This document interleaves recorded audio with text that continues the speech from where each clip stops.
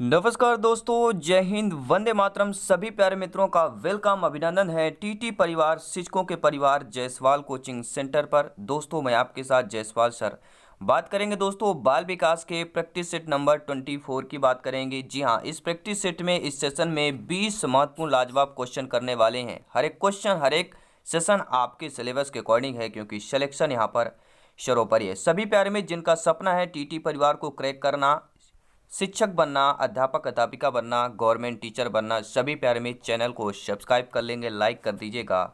आइए देखते हैं इस प्रैक्टिस सेट में 20 महत्वपूर्ण लाजवाब प्रश्नों की बात करेंगे, सेशन की बात करेंगे और 20 में से आपका स्कोर क्या है आपको कमेंट कर के बताना है कि आपकी तैयारी में इन 20 प्रश्नों में से आपका आंसर, आपका फीडबैक क्या मिलता है। आइए शुरू करते हैं। बाल विकास प्रैक्टिस सेट नंबर 24 की बात करेंगे। पहला प्रश्न, लाटेस्ट प्रश्न आपके स्क्रीन पर है कि निम्नलिखित में से कौन सा भूलने के सिद्धांत से संबंधित है?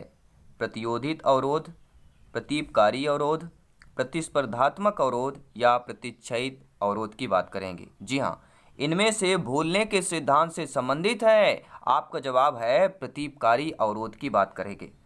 प्रतीपकारी अवरोध जो होता है यह भूलने के सिद्धांत से संबंधित होता है, जिसमें मौलिक रूप से सीखी गई कोई धारणा या अन्य विषय वस्तुओं पर लागू करने में त्रुटि का अनुभव किया जाता है और मिश्रित व विचार सहचर विधियाँ स्मरण की मुख्य विधियाँ होती हैं। तो स्मरण की मुख्य विधियाँ कौन कौन सी होती हैं? मिश्रित व विचार सहचर विधि। नोट कर लेंगे, हर एक क्वेश्चन, हर एक सेशन लाजवाब है। जी हाँ, दूसरा प्रश्न, लाटेस्ट प्रश्न, लाजवाब प्रश्न। ब्रूनर के संज्ञानात्मक विकास के किस अवस्था में बालक चमक, शोर, गति, विविधता से प्रभावित होता है तथा बालकों में दृश्य स्मृति का विकसित होता है? यानी ब्रूनर ने संज्ञानात्मक विकास में बताया है, कहा है कि किस अवस्था में बच्चा जो है बालक का चमक, शोर, गति, विभिन्न में प्रभावित होता है। जब बच्चों को चमक होता है, शोर या गति मिलता है तो इससे बच्चा क्या होता है? प्रभावित होता है और दृश्य स्मृति को विकसित करता है। तो वह अवस्था बताना है बालक की। ठीक है, संकेतात्मक अवस्था, क्रियात्मक अवस्था, प्रतिबिंबात्मक अवस्था या उपयुक्त सभी। आपका कमेंट, आपका फीडबैक, आपका ओपिनियन क्या कहता है? नीचे कमेंट बॉक्स में अपना स्कोर, अपना कमेंट जरूर बताइएगा। तो हम बात करेंगे प्रतिबिंबात्मक अवस्था की बात करेंगे। आइए समझते हैं ये है क्या चीज़ दोस्तों। ब्रूनर के प्रतिबिंबात्मक अवस्था में छाया, या हम इसे दोनों चीज़ कहते हैं। ठीक है, प्रतिबिंबात्मक या छायात्मक अवस्था दोनों चीज़ है। दोनों में मानसिक प्रतिबिंबों के द्वारा सूचनाएं व्यक्ति तक पहुंचती हैं और बालक चमक, शोर, गति तथा विविधता से प्रभावित होता है और बालकों में दृश्य स्मृति विकसित होती है। तीसरा प्रश्न, लाटेस्ट प्रश्न स्क्रीन पर है। आई होप सभी प्यारे मित्र वीडियो को एक बार दिल से लाइक करें और अपने सिलेबस के अकॉर्डिंग तैयारी करें। जी हाँ, आपका अपना परिवार टीटी परिवार। तीसरा प्रश्न लाजवाब प्रश्न है। व्यवहार के कारण व्यवहार में परिवर्तन ही सीखना है, यह कथन स्किनर का है, जेपी गिलफोर्ड का है, कॉल्विन का है, वुडवर्थ का है? आपका कमेंट, हर एक भाई बहन, हर एक गृहिणी का, सभी का वेलकम, अभिनंदन है। सभी कमेंट करेंगे, सभी का सपना है गवर्नमेंट टीचर बनना, टीटी एग्जाम को क्रैक करना। व्यवहार के कारण व्यवहार में परिवर्तन ही सीखना है, यह किसका कथन है? हम जेपी गिलफोर्ड की बात कर रहे हैं। जेपी गिलफोर्ड के अनुसार ही है। क्या कहा उन्होंने कहा कि व्यवहार के कारण व्यवहार में परिवर्तन ही सीखना है। किसने कहा? गिलफोर्ड ने कहा है। अगर आपका व्यवहार अच्छा चाहिए तो आपके गले यानी वाणी आपकी अच्छी होनी चाहिए। जो गले से, कंठ से वाणी निकलती है उसको अच्छे विचार होने चाहिए, अच्छे शब्द बोलेंगे तभी आपका व्यवहार अच्छा होगा। यानी व्यवहार के कारण व्यवहार में परिवर्तन ही सीखना है। किसने कहा? जेपी गिलफोर्ड का कथन है, स्टेटमेंट है। नोट करें। चौथा प्रश्न स्क्रीन पर है। किस शिक्षा शास्त्री ने कहा है कि बच्चा अपने परिवेश का कोई निष्क्रिय शिकार नहीं है, बल्कि सीखना बच्चे द्वारा अनावश्यक अनुभूति की प्रतिक्रिया के फलस्वरूप होता है? एक बार रिपीट करूंगा, प्रश्न इंपॉर्टेंट है। किस शिक्षा शास्त्री ने कहा है कि बच्चा अपने परिवेश का कोई निष्क्रिय शिकार नहीं है, बल्कि सीखना बच्चे के द्वारा आवश्यक अनुभूति की प्रतिक्रिया के फलस्वरूप होता है? प्रोफेसर विनय ने कहा, डोनाल्ड ने कहा, कोहलर ने कहा या आपके ईपी पॉलॉ ने कहा? सभी कमेंट करेंगे। जी हाँ, जब भी हम वन मानुस की बात करते हैं, वन मानुस पर किसने प्रयोग किया? हम बात करते हैं कोहलर ने प्रयोग किया था। जी हाँ, कुत्ते पर प्रयोग किसने किया? हम बात करते हैं पॉलॉ की बात कर रहे हैं। तो बच्चे अपने परिवेश का कोई निष्क्रिय शिकार नहीं, बल्कि सीखना जो है बच्चे के द्वारा आवश्यक अनुभूति की प्रतिक्रिया के फलस्वरूप होता है। किसका कहना है? डोनाल्ड का कहना है। जी हाँ, डोनाल्ड के अनुसार है कि बच्चा अपने परिवार का कोई निष्क्रिय शिकारी नहीं है, बल्कि सीखना बच्चे के द्वारा आवश्यक अनुभूति की प्रक्रिया के फलस्वरूप होता है।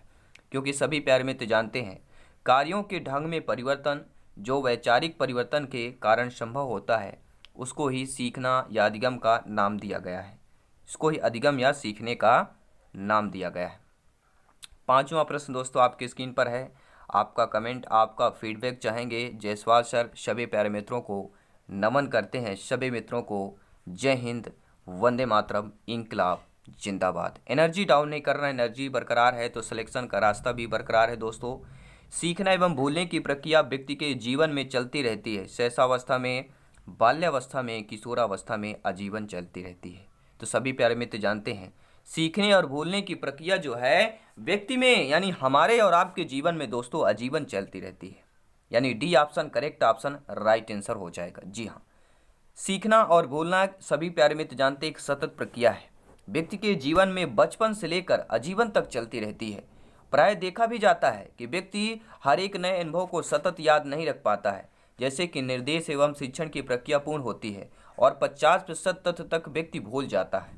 अतएव क्रिया एवं प्रयोगों द्वारा सीखे हुए तथ्यों को बार बार क्या है करना पड़ता है, जिससे कि सीखने की सतत प्रक्रिया चलती रहती है और इसे अंग्रेजी में एक्शन टोटल कहते हैं।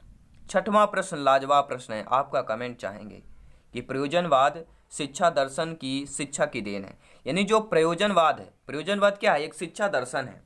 शिक्षा दर्शन प्रयोजनवाद किसकी देन है? किस शिक्षा की देन है? आगमन निगमन विधि शिक्षा की देन है, करके सीखने की देन है, योजना पद्धति शिक्षा की देन है, या उपयुक्त सभी की देन है?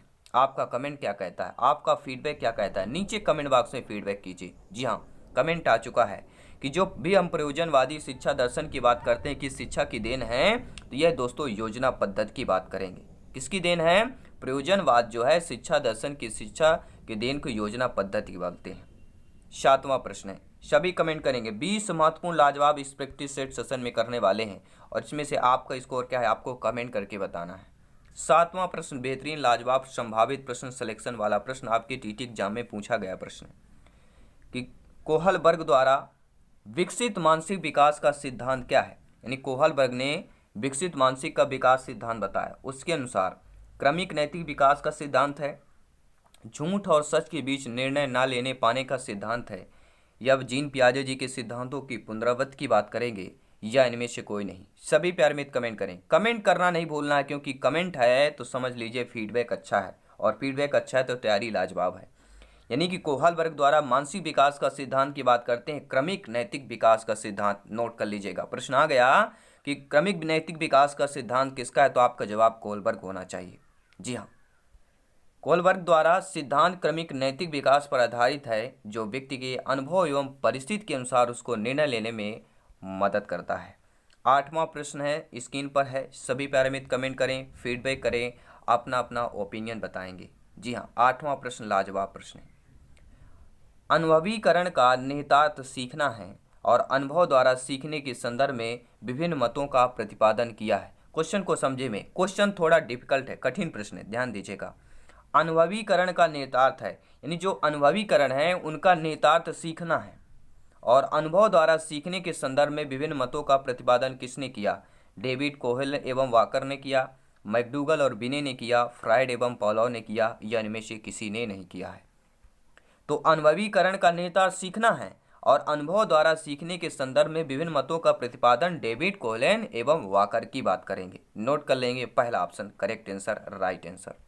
अगला प्रश्न है, ये प्रैक्टिस सेट, ये सेशन बहुत ही लाजवाब है, क्योंकि बहुत सारे प्रश्न आपको नए प्रश्न मिलेंगे, नए कैटेगरी के प्रश्न मिलेंगे जो संभावित प्रश्न की बात कर रहे हैं। डेविड कोहेन एवं वाकर ने अनुभव को 3 क्षेत्रों में वर्गीकृत किया है। ये क्षेत्र कौन कौन से हैं? संज्ञानात्मक, भावात्मक, एक है मनश्चलित, या एवं दोनों? तो डेविड कोहेन एवं वाकर ने अनुभव को 3 क्षेत्रों में वर्गीकृत किया है, जिनमें आपके संज्ञान, भावात्मक और मनश्चलित, यानी एवं दोनों, अर्थात C option correct option right answer की बात करेंगे। नोट कर लेंगे, संज्ञानात्मक, भावात्मक और मनश्चालित की बात कर रहे हैं, भाषा कौशल जिसे बोलते हैं। 10वां प्रश्न स्क्रीन पर है, ध्यान दीजिएगा। जन्म के उपरांत प्रथम कितने महीने में होने वाला भाषा विकास की अवस्था को पूर्व वाक अवस्था कहा जाता है? प्रथम 10 महीने में, प्रथम 15 महीने में, प्रथम 20 महीने में, प्रथम 5 महीने में? जब बच्चा जन्म लेता है, धरती पर बच्चा आता है, उसके उपरांत प्रथम कितने महीने में होने वाले भाषा विकास की अवस्था को पूर्ववाक अवस्था कहते हैं। ये ध्यान दीजिएगा, ये अंडरलाइन ध्यान देना, पूर्ववाक अवस्था की बात कर रहे हैं। कितने महीने में? सभी प्यारे मित्र जानते हैं हम बात कर रहे हैं 15 महीने की बात करेंगे। नोट करें हर एक क्वेश्चन, हर एक सेशन। जन्म के उपरांत प्रथम 15 महीने में होने वाला भाषा विकास की अवस्था को पूर्ववाक अवस्था कहते हैं। नोट करेंगे। अगला प्रश्न आ चुका है स्क्रीन पर। प्रश्न है, आपका कमेंट का इंतजार है, आपका फीडबैक का इंतजार है। भाषा विकास की किस अवस्था में बालक अपनी इच्छाएं, परेशानियां, जरूरत का हाक भावों द्वारा अथवा अव्यक्तात्मक वाचकता आदि के द्वारा अव्यक्त करता है? जब बालक जन्म लेता है, जब बच्चा जो है बालक बालिका, भाषा विकास की ऐसी अवस्था बताइए जिसमें बालक अपनी इच्छाएं, परेशानियां, जरूरत का हाक भाव अथवा अव्यक्तात्मक वाचकता आदि के द्वारा अव्यक्त करता है। वह पूर्व वाक भाषा विकास अवस्था है, पश्चवाक भाषा विकास अवस्था है, या ए व बी दोनों है, या इनमें से कोई नहीं। सभी कमेंट करेंगे। तो जब भी हम इच्छाएं, परेशानियां, जरूरत के हाक भावों का अव्यक्त वाचकता आदि की बात करते हैं, अव्यक्त बच्चा करता है, वह पूर्व वाक भाषा विकास अवस्था कहलाएगा। नोट करेंगे। जी हाँ, पूर्व वाक भाषा विकास अवस्था में बालक क्या होता है? अपनी इच्छाएं, परेशानियां, जरूरत, हाक भावों अथवा अव्यक्तात्मक वाचकता आदि के द्वारा अव्यक्त करता है। पूर्व वाक भाषा विकास अवस्था की बात करेंगे। अगला प्रश्न है, पूर्ववाक भाषा की अवस्था में बालक अपनी संचार आवश्यकताओं को प्रायः कितने प्रकार से अव्यक्त करता है? 3 प्रकार से, 4 प्रकार से, 6 प्रकार से, 8 प्रकार से। आपका कमेंट आ चुका है। पूर्ववाक भाषा की अवस्था में बालक अपनी संचार आवश्यकताओं को 4 प्रकार में अव्यक्त करता है। वो 4 प्रकार कौन कौन से हैं मैं आपको बताने वाला हूँ। पूर्ववाक भाषा की अवस्था में बालक अपनी संचार आवश्यकताओं को प्राय 4 प्रकार। पहला होता है रुदन, दूसरा होता है बड़बड़ाना, तीसरा होता है हाक भाव और चौथा होता है सामवेगिक अव्यक्त व्यक्त करता है। ये 4 अवस्थाएं, ठीक है। जब पूर्ववाक बालक में अवस्था रहेगा तो इस अवस्था में बालक अपनी संचार आवश्यकताओं को, ये 4 प्रकार हैं, रुदन, बड़बड़ाना, हाक भाव और सामवेगिक अव्यक्ति।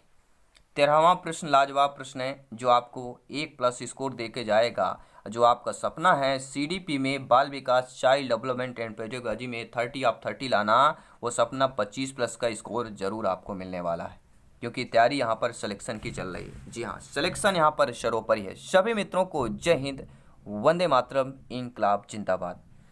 13वां प्रश्न लाजवाब प्रश्न है, लगभग कितने माह की आयु के उपरांत होने वाले भाषा विकास की अवस्था को पश्चवाक अवस्था कहा जाता है?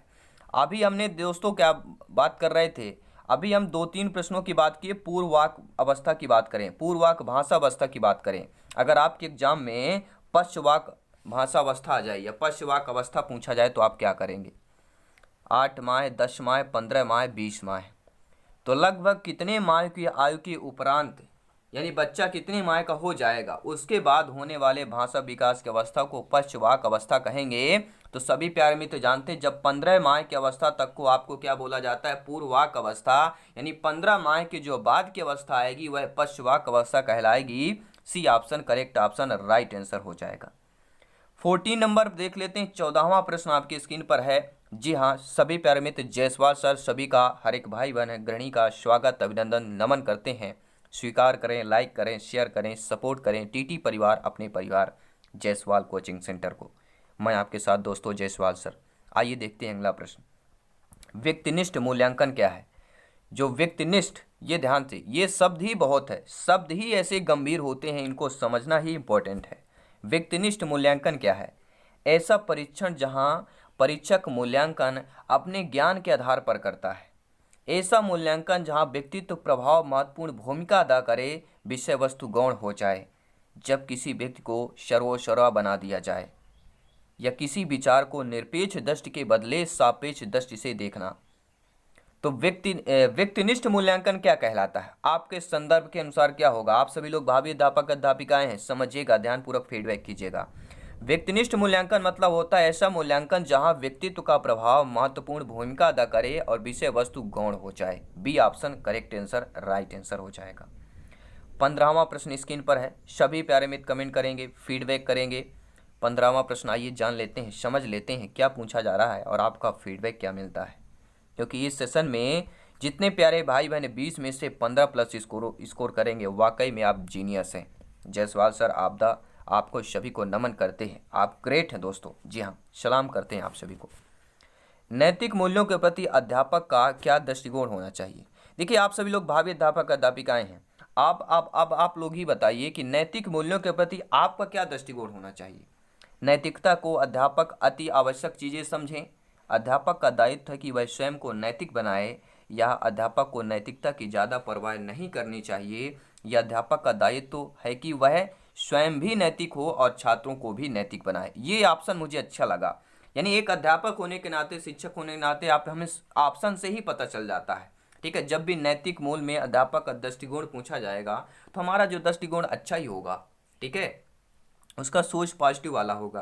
यानी अध्यापक का दायित्व है कि वह स्वयं भी नैतिक हो और छात्रों को भी नैतिक बनाए। D option correct option, right answer. और आपको पता है 15 प्रश्न हम कंप्लीट कर चुके हैं इस सेशन में, इस प्रैक्टिस सेट में, और 5 प्रश्न और बचे हैं। आइए इनको भी कंप्लीट करते हैं और आपका फीडबैक, आपका स्कोर कमेंट के माध्यम से जानना चाहते हैं।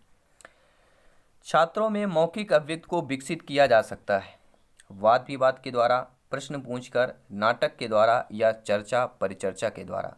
तो छात्रों में मौखिक अभिव्यक्ति को विकसित किया जा सकता है। किसके द्वारा विकसित किया जा सकता है? तो छात्रों में मौखिक अभिव्यक्ति यानी बोलचाल अर्थात चर्चा परिचर्चा के द्वारा विकसित किया जा सकता है। 17वां प्रश्न स्क्रीन पर है कि वस्तुनिष्ठता क्या है। देखिए, जब भी आपको एक क्वेश्चन दे दिया गया, एग्जाम में क्वेश्चन आते हैं, 4 ऑप्शन दिए रहते हैं, ए, बी, सी और डी। इसी को हम वस्तुनिष्ठ प्रश्न बोलते हैं। यह वस्तुनिष्ठता क्या है दोस्तों? वस्तुपरक उत्तर का मूल्यांकन, जो सही या गलत, वस्तु के बदले का मूल्यांकन, या वैकल्पिक उत्तर की अवस्था, या सत्य असत्य का विभेद करना। तो वस्तुनिष्ठता मतलब क्या होता है? वस्तुनिष्ठता मतलब यही है कि वस्तुपरक उत्तर का मूल्यांकन जो सही है या गलत, पहला ऑप्शन करेक्ट आंसर हो जाएगा। ठीक है, क्योंकि जब प्रश्न का उत्तर सत्य या सत्य में एक होता है और उसमें परीक्षक के व्यक्तित्व का कोई महत्व नहीं होता है, तब विकल्प हमारा कौन सा हो जाएगा? वस्तुपरक उत्तर का मूल्यांकन जो सही है या गलत की बात करेंगे। 18वां प्रश्न आपके स्क्रीन पर है। सभी प्यारे मित्र कमेंट करें। दोस्तों, टेलीग्राम से जरूर जुड़े, नोट्स पीडीएफ फाइल प्राप्त करें। व्हाट्सएप ग्रुप से जुड़े, लिंक आपको दे दिया गया है। साथ ही साथ दोस्तों, अब आप इंस्टाग्राम पर जरूर फॉलो करें, वहाँ पे नोट्स मटेरियल सब कुछ मिल जाएगा।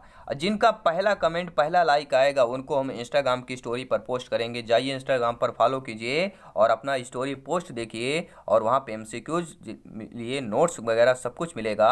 और साथ ही साथ फेसबुक पेज पर अब आप लोग हमारे फॉलो कर सकते हैं, सर्च करें जायसवाल कोचिंग सेंटर, आपका अपना परिवार, TT परिवार।